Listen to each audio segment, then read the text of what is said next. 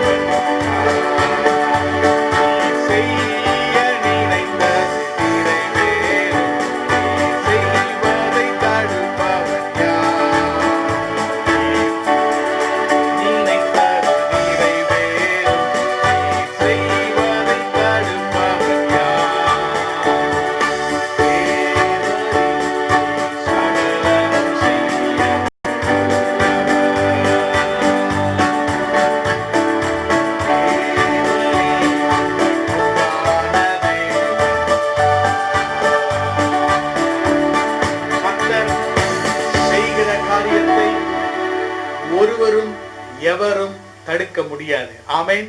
ஒரு வசனத்தை வாசிக்கிறேன். 95ஆம் சங்கீதம் 6ஆம் வசனம். நம்மை உண்டாக்கின கர்த்தருக்கு முன்பாக நாம் பணிந்து குனிந்து முழங்கார் படியிட கடவோம்.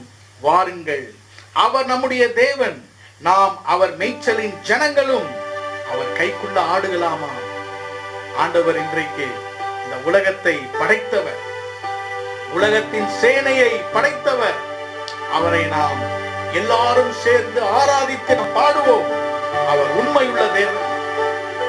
தண்ணீர்களை தன் கையினால் அளந்திருக்கிறவர், மலைகளை தன் கையின் பிடியில் வைத்திருக்கிறவர். அல்லேலூயா. நாம் சேர்ந்து நாம்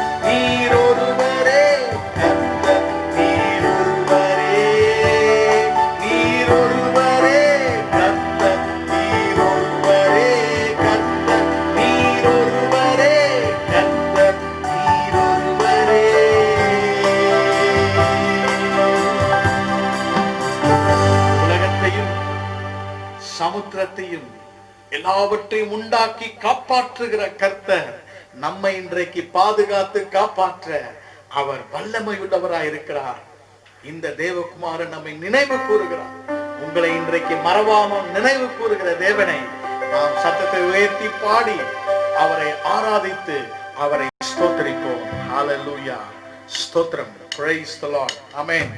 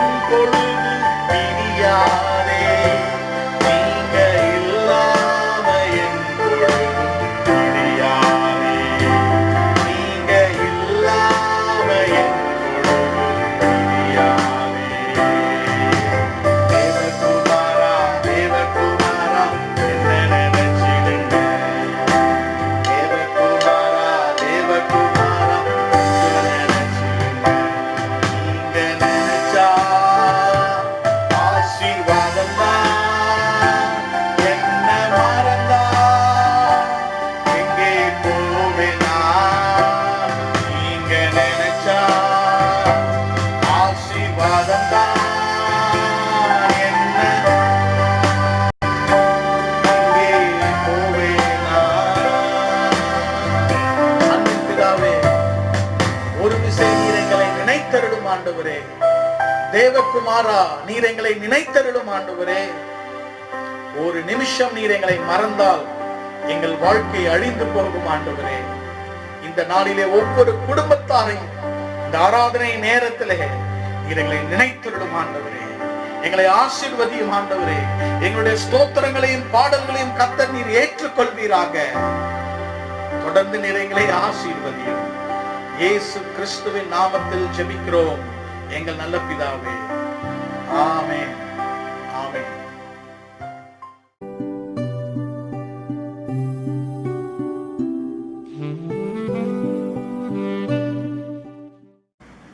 ஆண்டவராகிய இயேசு கிறிஸ்துவின் நாமத்திலே இந்த காலை வேளையிலே உங்களை நான் வாழ்த்துகிறேன்.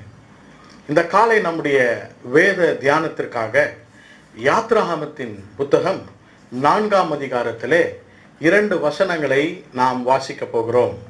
For our morning meditation, we are going to read 2 verses from Exodus chapter 4. யாத்ராகமம் 4ஆம் அதிகாரம் 2ஆம் வசனமும் 20ஆம் வசனமும். Exodus chapter 4, we are going to read verse 2 and verse 20. முதலாவதாக 2ஆம் வசனத்தை உங்களுக்காக நாங்கள் வாசிக்கிறோம். கர்த்தர் அவனை நோக்கி, உன் கையில் இருக்கிறது என்ன என்றார். ஒரு கோல் என்றான். And the Lord said unto him, What is that in thine hand? And he said, A rod. 20வது வசனம். அப்பொழுது மோசே தன் மனைவியையும் தன் பிள்ளைகளையும் கழுதையின் மேல் ஏற்றிக்கொண்டு எகிப்து தேசத்திற்கு திரும்பினான். தேவனுடைய கோலையும் மோசே தன் கையில் பிடித்து கொண்டு போனான். And Moses took his wife and his sons and set them upon an ass, and he returned to the land of Egypt. And Moses took the rod of God in his hand. ஆண்டவராகிய இயேசு கிறிஸ்துவின் நாமத்திலே துதியும் கனமும் மகிமையும் ஆண்டவருக்கே உரித்தாகுக. இந்த வாசித்த 2 வசனங்களிலும் ஒரு கோலை குறித்து வாசிக்கிறோம். We are able to read about a rod in these 2 verses. 2ஆம் வசனத்திலே ஆண்டவர் மோசேயை பார்த்து கேட்ட ஒரு கேள்வி. What is that which is in your hand? உன் கையில் இருக்கிறது என்ன? யாத்ராகமம் 3ஆம் 4ஆம் அதிகாரத்தை நீங்கள் ஆழ்ந்து வாசிக்கும் பொழுது மோசேயும் ஆண்டவரும் உரையாடி கொண்டிருக்கிற அநேக காரியங்களை குறித்து வாசிக்கலாம். We can read in Exodus chapter 3 and chapter 4 the conversations between Moses and the Almighty God. கர்த்தருடைய நாமத்துக்கு ஸ்தோத்திரம். ஆண்டவர் இஸ்ரவேலை விடுவிக்கும்படியாக ஒரு ஆளை தேடி மோசேயை தேர்ந்தெடுத்தார். மோசேயை கண்டுபிடித்து மோசேயை அவருடைய வேலைக்காக அனுப்ப அவர் பேசிக்கொண்டிருக்கும் பொழுது மோசே பலவிதமான காரணங்களை சொல்வதாக வாசிக்கிறோம். 3ஆம் 4ஆம் அதிகாரத்திலே ஏறக்குறைய 5 விதமான excuses. Moses makes excuses to the call that God gives in his life. இப்படி மோசேயும் ஆண்டவரும் பேசிக்கொண்டிருக்கும் பொழுது அந்த மைய பகுதியிலே தான் ஆண்டவர் மோசேயை பார்த்து இந்த கேள்வியை கேட்கிறார். In the middle of their conversations, powerful conversations between Moses and God, God asks Moses this question. What is that is in your hand? உன் கரத்தில் உன் கையில் இருக்கிறது என்ன? மோசே ஒரு கோல் என்றான். 20ஆம் வசனத்திலே நாம் வாசித்தோம். 20ஆம் வசனத்திலே தேவனுடைய கோலையும் மோசே தன் கையில் பிடித்து கொண்டான். கர்த்தருடைய நாமத்துக்கு ஸ்தோத்திரம். மோசே கரத்தில் இருந்த அவனுடைய கோல் தேவனுடைய கோலாக மாறுகிறது. The rod of Moses gets transformed into the rod of God. இதைதான் இன்றைக்கு ஆண்டவருடைய செய்தியாக கர்த்தர் உங்களோடு பகிர்ந்து கொள்ள என் இருதயத்திலே வைத்திருக்கிறார். ஆண்டவர் நம்மை பார்த்து இந்த காலையிலே கேட்கிற ஒரு கேள்வி என்னவென்றால், உன் கையில் இருக்கிறது என்ன?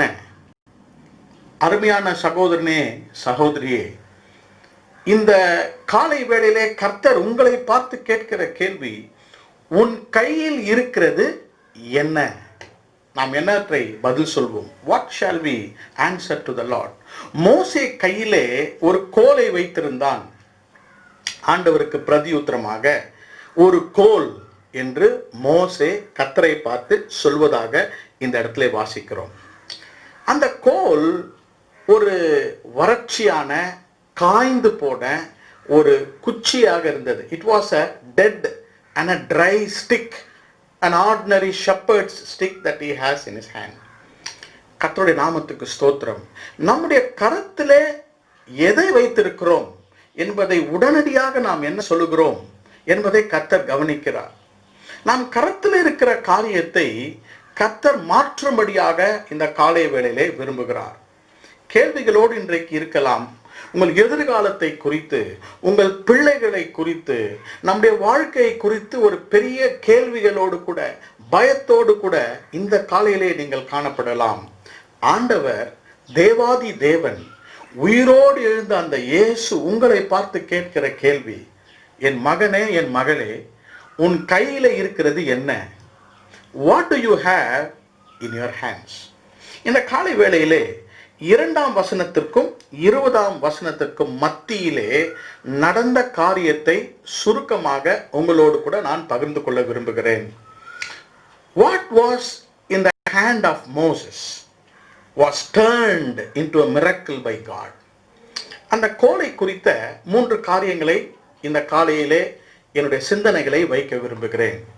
What does that rod stand for? அவன் கையில இருந்த கோல் எதற்கு அடையாளமாக இருக்கிறது? Number 1, the rod in the hand of Moses talks about the personality in the hand of Moses. Number 2, the rod in the hand of Moses stands for the problem he held in his hand. Number 3, the rod in the hand of Moses stands for the potential that God placed in his hands. தமிழிலே சொல்லுகிறேன். மோசேயினுடைய கரத்தில் இருந்த அந்த கோல் அவனுடைய ஆளுமையை குறிக்கிறது. இரண்டாவதாக, மோசேயின் கரத்தில் இருந்த அந்த கோல் அவன் கையில் இருக்கிற ஒரு பிரச்சனையை குறிக்கிறது.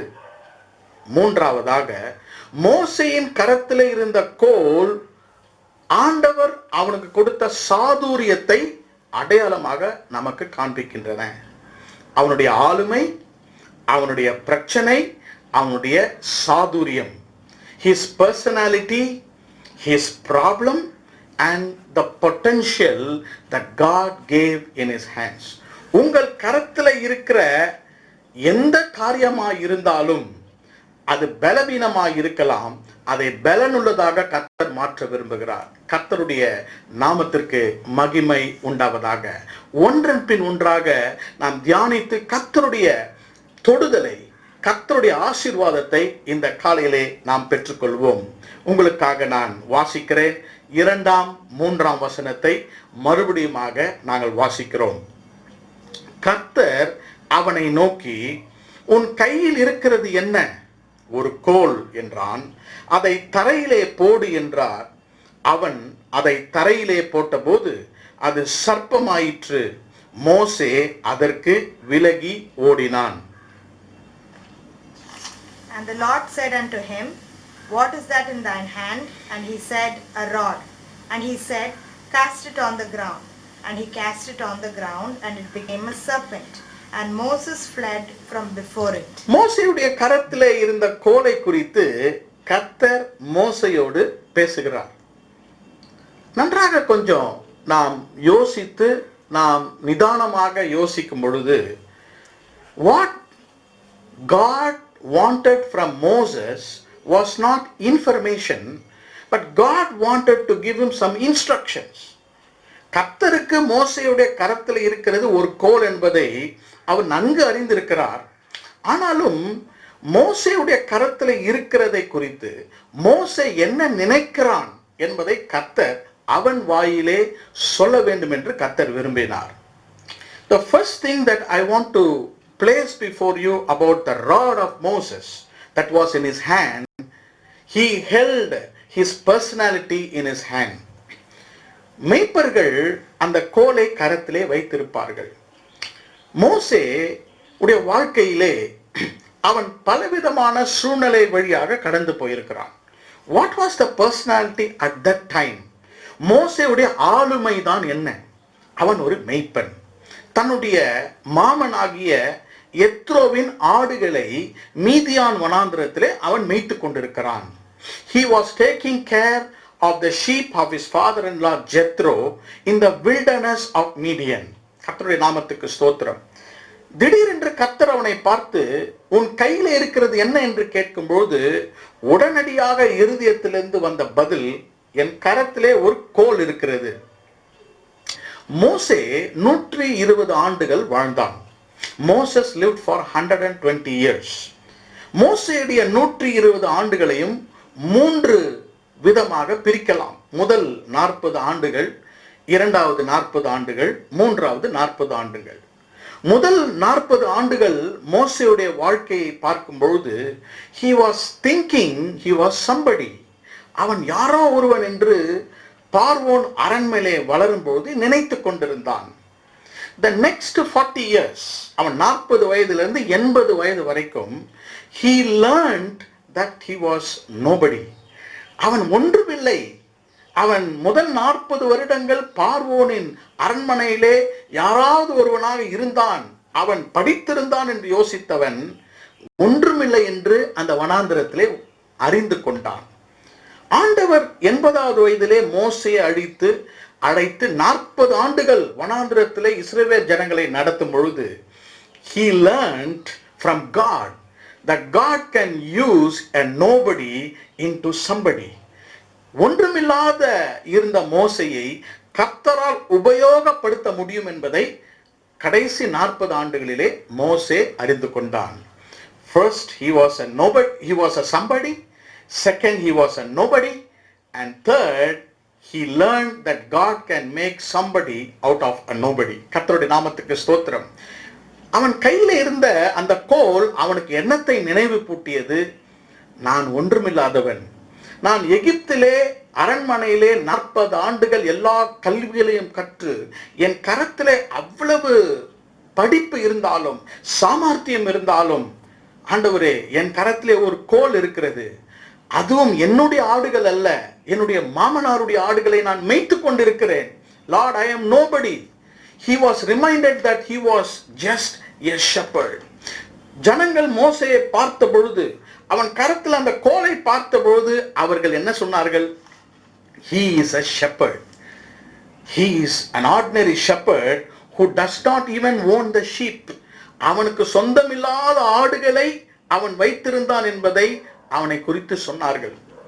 கர்த்தருடைய நாமத்துக்கு ஸ்தோத்திரம். அருமையான கர்த்தருடைய பிள்ளைகளே, ஆண்டவர் உங்களை பார்த்து என்ன கேட்கிறார்?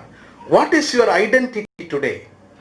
உங்கள் கரத்தில் இருக்கிறது நீங்கள் யார் என்பதை அது நமக்கு சொல்லி தருகிறதாக இருக்கிறது. கர்த்தருடைய நாமத்துக்கு ஸ்தோத்திரம். நம்ம கரத்தில் இருக்கிற காரியங்கள் என்னென்ன? நம்முடைய கரத்தில் இருக்கிற தாளந்துகள் என்ன? நம்முடைய கரத்தில் இருக்கிற பிள்ளைகள், நம்முடைய கரத்தில் இருக்கிற பொறுப்புகள், நம்முடைய கரத்தில் இருக்கிற பல காரியங்கள் நம்முடைய ஆளுமையை காட்டுகிறது. இந்த நாள் காலையிலே கர்த்தர் உங்களை பார்த்து what is in your hand? உன் கரத்தில் இருக்கிறது என்ன என் மகனே, என் மகளே என்று கேட்கிறார். ஒருவேளை நீங்கள் சொல்லலாம், என் கரத்தில் ஒரு வேலை இருக்கிறது, என் கரத்திலே தாளந்துகள் இருக்கிறது, என் மனதிலே அதிகமான சிந்தனைகள் ஓடிக்கொண்டிருக்கின்றன, என் கரத்திலே கவலை இருக்கிறது, என் உள்ளத்திலே பாரம் இருக்கிறது என்பதை குறித்து நீங்கள் நெகட்டிவாக அநேக சிந்தனைகளை நீங்கள் யோசித்துக் கொண்டிருக்கிறார். மோசேயை கர்த்தர், உன் கரத்தில் என்ன இருக்கிறது? Moses, what do you think about yourself? உன்னை குறித்து நீ என்ன யோசிக்கிறாய்? இந்த காலை வேளையிலே உங்களை பார்த்து கர்த்தர் கேட்கிற காரியம், what do you have in your hand? Moses, உங்கள் பெயரை காண்பித்து சொல்கிறார், உங்கள் கரத்தில் என்ன இருக்கிறது? நீங்கள் என்ன சொல்ல போகிறீர்கள்? கர்த்தர் நம்மை இந்த காலையிலே மாற்ற விரும்புகிறார். இந்த முதல் குறிப்பிலே கர்த்தர் உங்களை பார்த்து சொல்லுகிறது, what do you have in your hand? Lord, this is my personality. இதுதான் என்னுடைய ஆளுமை ஆண்டவரே என்று கர்த்தரை நோக்கி நாம் பார்ப்போம். தொடர்ந்து நாம் இரண்டாவதாக எப்படி கர்த்தர் ஆளுமையை மாற்றுகிறார் என்பதை நாம் சிந்திக்க போகிறோம். உன் கரத்தில் என்ன இருக்கிறது என்று கர்த்தர் கேட்கும் பொழுது, இரண்டாவதாக அந்த கோல் எதை குறிக்கிறது என்பதை நாம் வாசிக்க போகிறோம். We are going to read Exodus chapter 4 and verse 4. யாத்ராகமம் 4ஆம் அதிகாரம் 4ஆம் வசனம். அப்பொழுது கர்த்தர் மோசேயை நோக்கி, உன் கையை நீட்டி அதன் வாளை பிடி என்றார். அவன் தன் கையை நீட்டி அதை பிடித்தபோது அது அவன் கையிலே கோல் ஆயிற்று. And the Lord said unto Moses, put forth thine hand and take it by the tail.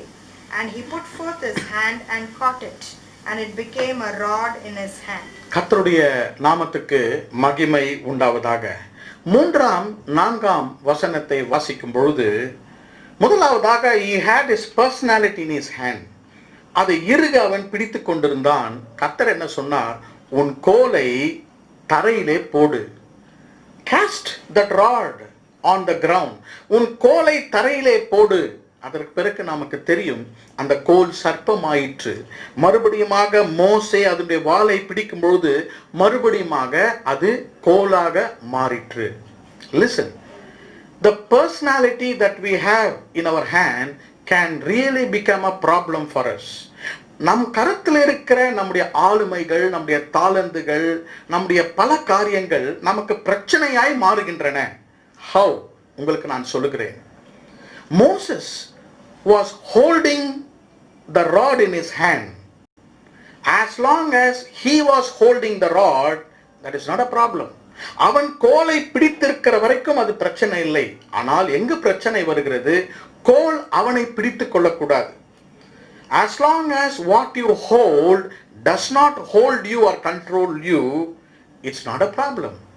நாம் பிடித்து கொண்டிருக்கிற பல காரியங்கள் நாம் அதை பிடித்து ஆளுகை செய்ய வேண்டுமே தவிர நம்முடைய காரியங்கள் நம்மை ஆளுகை செய்யக்கூடாது. மோசே உடைய வாழ்க்கையிலே கர்த்தர் வேறு விதமான திட்டங்களை வைத்திருந்தார். மோசேயை இஸ்ரவேலுக்கு தலைவராக மாற்ற வேண்டும் என்று கர்த்தர் வைத்திருந்தார். அவனோ நான் மெய்ப்பனாக இருக்க விரும்புகிறேன் என்று அந்த கோலை பிடித்து கொண்டிருந்தான். கர்த்தர் உங்களோடு கூட பேசுகிறார். What are you holding on to today? And what you are holding is holding you today. நீங்கள் எதை பிடித்து கொண்டிருக்கிறீர்களோ அது உங்களை பிடித்து கொண்டிருக்கிறது. பயங்கள், சந்தேகங்கள், எதிர்காலத்தை குறித்த கேள்விக்குறிகள், இதைதான் இந்த காரியங்கள் நம்மை அப்படியே பிடித்து கொண்டிருக்கின்றன. கர்த்தர் சொன்னார், அந்த கோலை தரையிலே போடு. Cast that rod. I am going to touch that rod. அந்த பிரச்சனையை நான் மாற்ற போகிறேன் என்று கர்த்தர் அங்கு மோசேயிடம் சொல்கிறார். கர்த்தருடைய நாமத்துக்கு ஸ்தோத்திரம். நீங்கள் 3, 4, 5, 6, 7 வசனங்களை நீங்கள் தொடர்ந்து நீங்கள் வாசித்து பாருங்கள். ஆண்டவர் அந்த கோலை கொண்டு அற்புதங்களை மோசேயுடைய கண்களுக்கு முன்பாக செய்து காட்டுகிறார். கர்த்தர் என்ன சொல்லுகிறார்? I can make your problem into a miracle. உங்கள் கையிலே பாரமாக சுமந்து கொண்டிருக்கிற அந்த கோல் பாரத்தை நான் மாற்ற விரும்புகிறேன். கர்த்தருடைய நாமத்துக்கு ஸ்தோத்திரம். இதை நான் சற்று உங்களுக்கு விவரிக்க விரும்புகிறேன். என்ன பிரச்சனை தான் மோசேக்கு இருந்தது? நீங்கள் 2ஆம் அதிகாரத்திலே 10ஆம் 11ஆம் வசனத்தை வாசிக்கும்போது, let us read verse 11. யாத்ராகமம் 2ஆம் அதிகாரம் 11ஆம் வசனம். மோசே பெரியவனான காலத்தில் அவன் தன் சகோதரரிடத்தில் போய் அவர்கள் சுமை சுமக்கிறதை பார்த்து, தன் சகோதரராகிய எபிரேயரில் ஒருவன் ஒரு எகிப்தியனை அடிக்கிறதை கண்டு. And it came to pass in those days, when Moses was grown, that he went out unto his brethren and looked on their burdens. And he spied an Egyptian smiting and Hebrew. செய்தியை நீங்கள் தொடர்ந்து ஆழமாக கவனிக்கும்படியாக நான் கேட்டுக்கொள்கிறேன். உன் கரத்தில் என்ன என்று கர்த்தர் கேட்டபொழுது என் கரத்திலே ஒரு கோல் என்று சொன்னான். அவனுடைய ஆள் தத்துவம், his personality. இரண்டாவதாக கர்த்தர் அதை அவனுடைய வாழ்க்கையிலே பிரச்சனையாக பார்த்தார். that became a problem for him.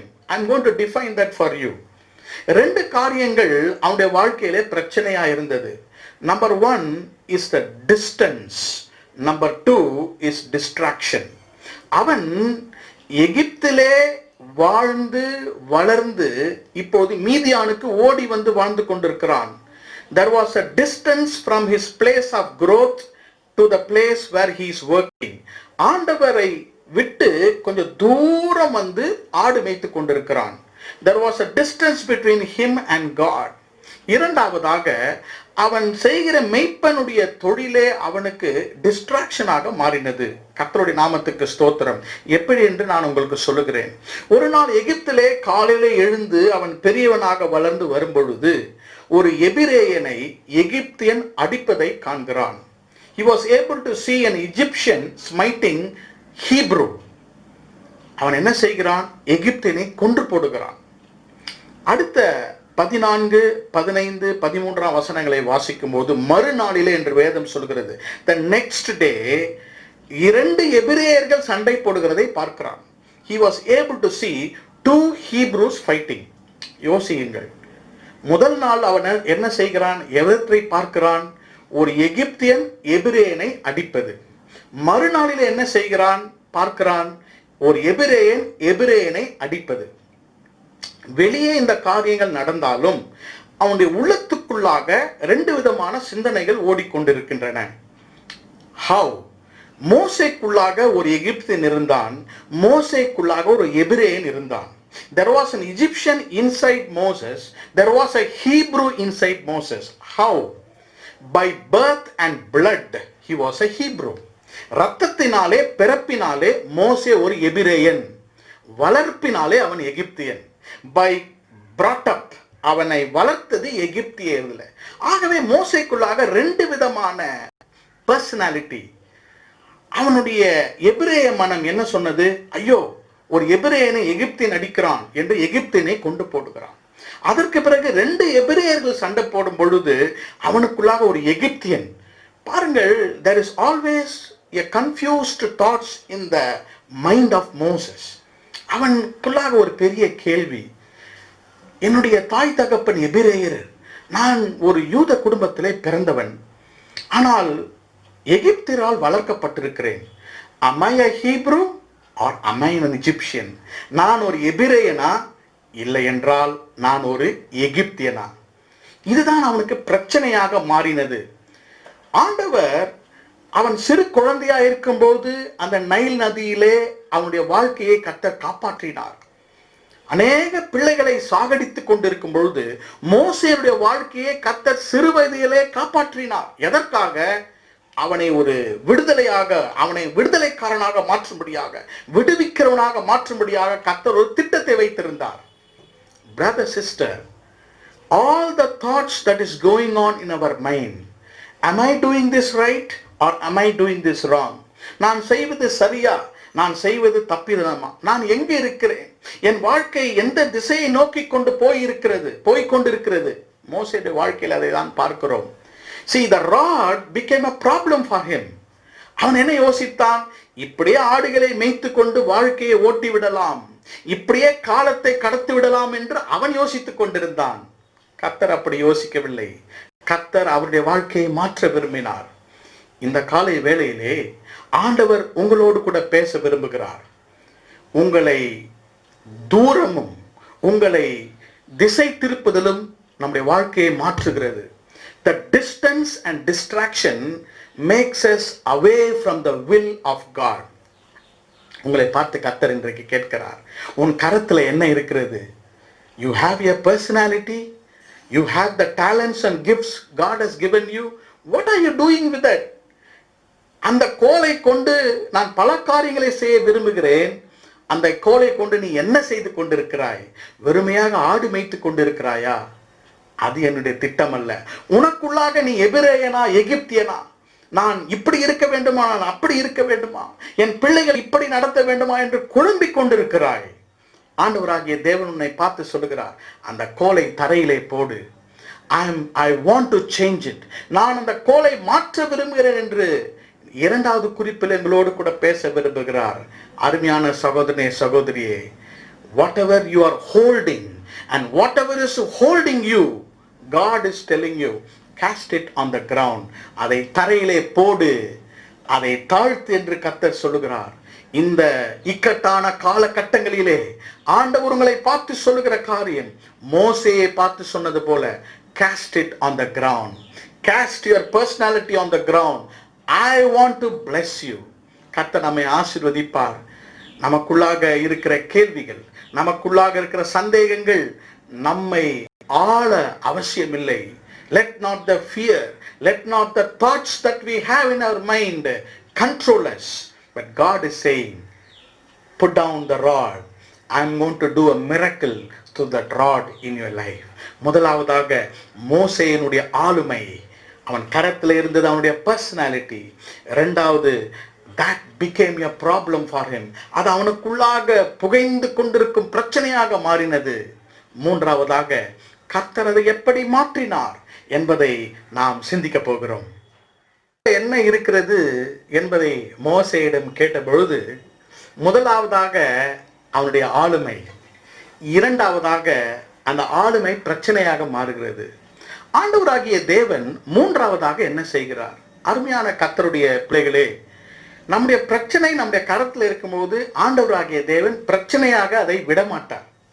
God always turns our problem into potential. அதான் மூன்றாவது காரியம். மோசே கரத்தில் இருக்கிற ஆளுமை பிரச்சனையாக இருந்தது. அந்த பிரச்சனையை சாதுரியமாக கர்த்தர் மாற்றுகிறார். இன்றைக்கு அதை செய்ய போகிறார். நாம் வசனத்தை நாம் வாசிக்க போகிறோம். யாத்ராகமம் 4ஆம் அதிகாரம், எக்ஸடஸ் சாப்டர் 4 20ஆம் வசனத்தை வாசிக்கிறேன். verse 20. அப்பொழுது மோசே தன் மனைவியையும் தன் பிள்ளைகளையும் கழுதையின் மேல் ஏற்றிக்கொண்டு எகிப்து தேசத்துக்கு திரும்பி போனான். தேவனுடைய கோலையும் மோசே தன் கையில் பிடித்து கொண்டு போனான். And Moses took his wife and his sons and set them upon an ass, and he returned to the land of Egypt. And Moses took the rod of God in his hand. மோசேயுடைய கோலை குறித்து நாம் தியானித்துக் கொண்டிருக்கிறோம். மோசேயுடைய கரத்திலே ஒரு கோல் இருந்தது. அவன் மனதிலே பயங்கரமான குழப்பங்கள், பயங்கள், அவன் மனதிலே பலவிதமான சிந்தனைகள் ஓடிக்கொண்டிருக்கும் பொழுது கர்த்தர் அற்புதங்களை செய்கிறார். கர்த்தருடைய நாமத்துக்கு ஸ்தோத்திரம். வாசித்த 20ஆம் வசனத்திலே அவனுடைய கோல் தேவனுடைய கோலாக மாறுகிறது என்று வாசிக்கிறோம். The rod of Moses becomes the rod of God. கர்த்தருடைய நாமத்துக்கு ஸ்தோத்திரம். நன்றாக நீங்கள் கவனியுங்கள். அவன் கரத்தில் இருந்த கோலை கர்த்தர் கீழே போடும்படியாக சொன்னார். மோசே கீழே அதை போட்டு விடுகிறான். என்ன நடக்கிறது? அந்த கோல் சர்ப்பமாக மாறுகிறது. மறுபடியுமாக அதை தன்னுடைய வாளினால் கர்த்தர் பிடிக்க சொன்ன பொழுது மறுபடியுமாக கோலாக மாறுகிறது. A dead dry stick became a living stick. ஏன் சர்ப்பமாக மாறினது? அது உயிருள்ள கோலாக மாறுகிறது. ஆண்டவராகிய தேவன் உலர்ந்து போன, காய்ந்து போன ஒரு தடியை உயிருள்ள தடியாக மாற்றி அதை கொண்டு அற்புதத்தை செய்ய முடியும் என்பதை அவர் நிரூபிக்கிறார். இரண்டாவதாக முக்கியமான ஒரு காரியம், மோசேயுடைய கரத்தை அவன் மடியிலே கர்த்தர் வைக்க சொல்லுகிறார். நீங்கள் தொடர்ந்து நீங்க வீட்டுக்கு போய் வீட்டிலே 7, 8, 9ஆம் வசனத்தை நீங்கள் வாசியுங்கள். அவன் கையை மடியிலே வைக்கும்போது கை வெண்குஷ்டத்தை போல மாறுகிறது. His hand becomes like white as a leper. மறுபடியுமாக கரத்தை வைக்க சொல்லுகிறார். மறுபடியுமாக கை, அவனுடைய கரம் பழையபடி மாறுகிறது.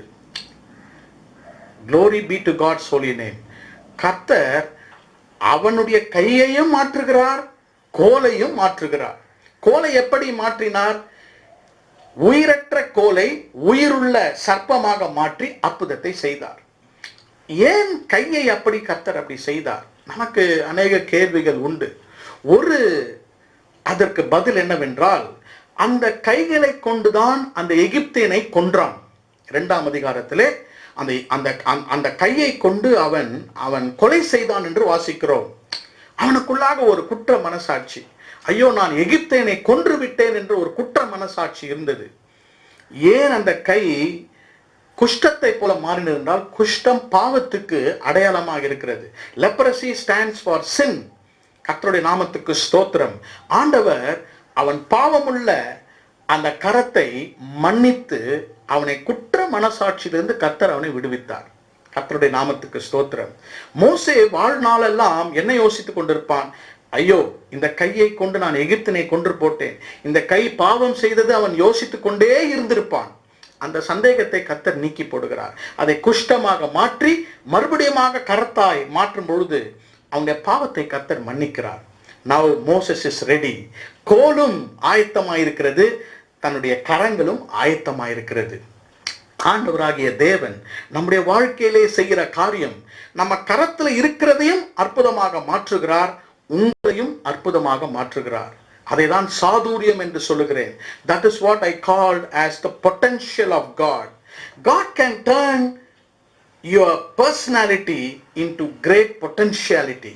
கர்த்தர் இந்த காலை வேளையிலே மோசேயுடைய கோலை அற்புதமாக மாற்றினது போல உங்கள் கரத்தில் இருக்கிற கோலையும், உங்கள் கரத்தில் இருக்கிற எந்த காரியத்தையும் கர்த்தர் மாற்றும்படியாக விரும்புகிறார்.